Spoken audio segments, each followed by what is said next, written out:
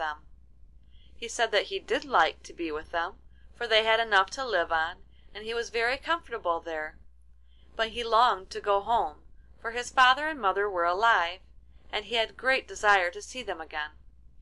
They thought that this might easily be done. "You shall go and return in perfect safety if you will follow our advice," said the princesses. So he said that he would do nothing they did not wish. Then they dressed him so splendidly that he was like a king's son, and they put a ring on his finger, and it was one which would enable him to go there and back again by wishing, but they told him that he must not throw it away or name their names, for if he did, all his magnificence would be at an end, and then he would never see them more. "If I were but at home again, or if home were but here," said Halvor, and no sooner had he wished this than it was granted.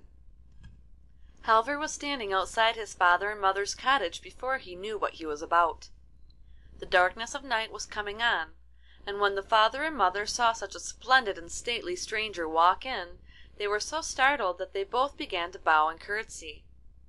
Halvor then inquired if he could stay there and have lodging for the night. No, that he certainly could not. "We can give you no such accommodation," they said, "for we have none of the things that are needful when a great lord like you is to be entertained.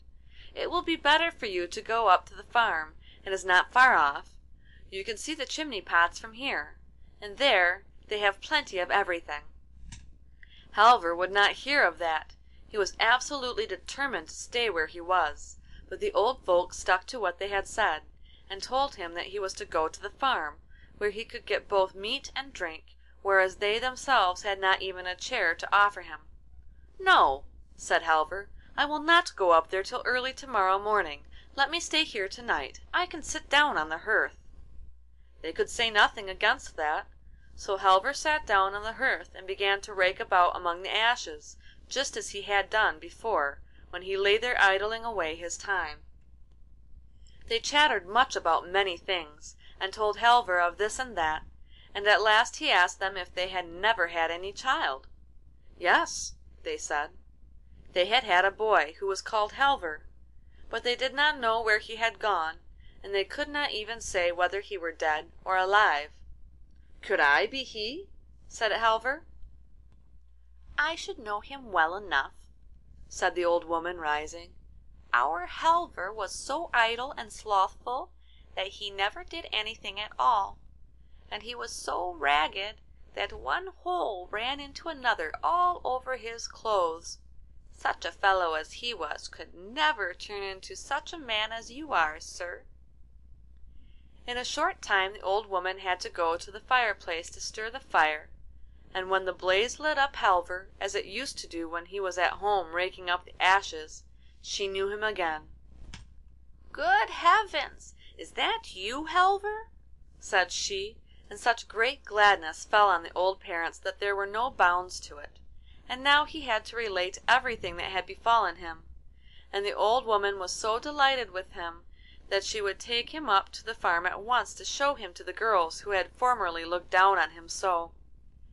She went there first, and Halvor followed her. When she got there she told them how Halvor had come home again, and now they should just see how magnificent he was. "He looks like a prince," she said.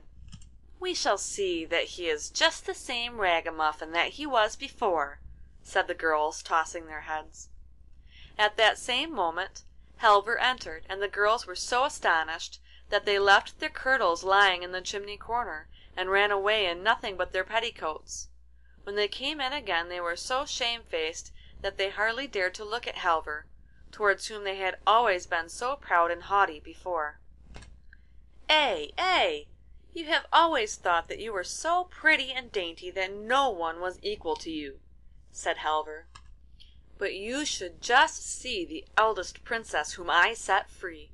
You look like herdswomen compared with her, and the second princess is also much prettier than you. But the youngest, who is my sweetheart, is more beautiful than either sun or moon.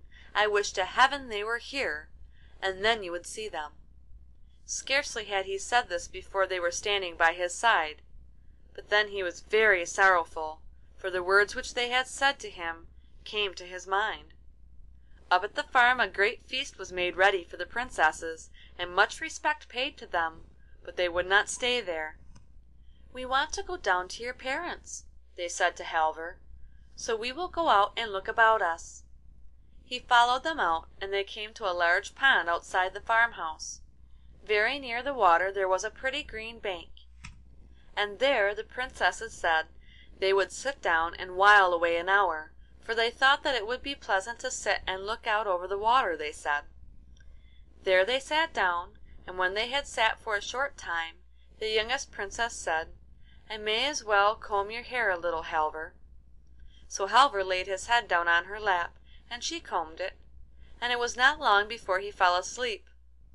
Then she took her ring from him and put another in its place, and then she said to her sisters, "Hold me as I am holding you. I would that we were at Moria castle." When Halvor awoke he knew that he had lost the princesses, and began to weep and lament, and was so unhappy that he could not be comforted, in spite of all his father's and mother's entreaties. He would not stay, but bade them farewell, saying that he would never see them more, for if he did not find the princess again he did not think it worth while to live. He again had $300, which he put into his pocket, and went on his way. When he had walked some distance he met a man with a tolerably good horse. Halvor longed to buy it, and began to bargain with the man. "Well, I have not exactly been thinking of selling him," said the man, "but if we could agree, perhaps." Halvor inquired how much he wanted to have for the horse. "I did not give much for him, and he is not worth much. He is a capital horse to ride, but good for nothing at drawing. But he will always be able to carry your bag of provisions and you too, if you walk and ride by turns." At last they agreed about the price, and Halvor laid his bag on the horse, and sometimes he walked and sometimes he rode. In the evening he came to a green field, where stood a great tree, under which he seated himself. Then he let the horse loose and lay down to sleep, but before he did that he took his bag off the horse.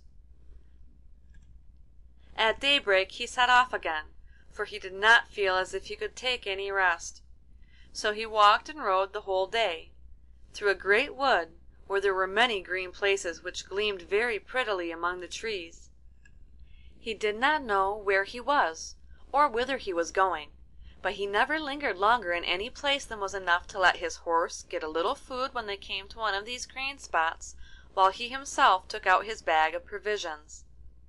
So he walked and he rode, and it seemed to him that the wood would never come to an end. But on the evening of the second day he saw a light shining through the trees. "If only there were some people up there I might warm myself and get something to eat," thought Halvor. When he got to the place where the light had come from, he saw a wretched little cottage, and through a small pane of glass he saw a couple of old folks inside. They were very old, and as grey-headed as a pigeon, and the old woman had such a long nose that she sat in the chimney corner and used it to stir the fire. "Good evening, good evening," said the old hag. "But what errand have you that can bring you here? No Christian folk have been here for more than 100 years." So Halvor told her that he wanted to get to Moria castle, and inquired if she knew the way thither. "No," said the old woman, "that I do not, but the moon will be here presently, and I will ask her, and she will know. She can easily see it, for she shines on all things." So when the moon stood clear and bright above the tree tops, the old woman went out. "Moon, moon," she screamed, "canst thou tell me the way to Moria castle?" "No," said the moon, "that I can't, for when I shone there was a cloud before me." "Wait a little longer," said the old woman to Halvor, "for the west wind will presently be here, and he will know it, for he breathes gently or blows into every corner." "What! "Have you a horse too?" she said.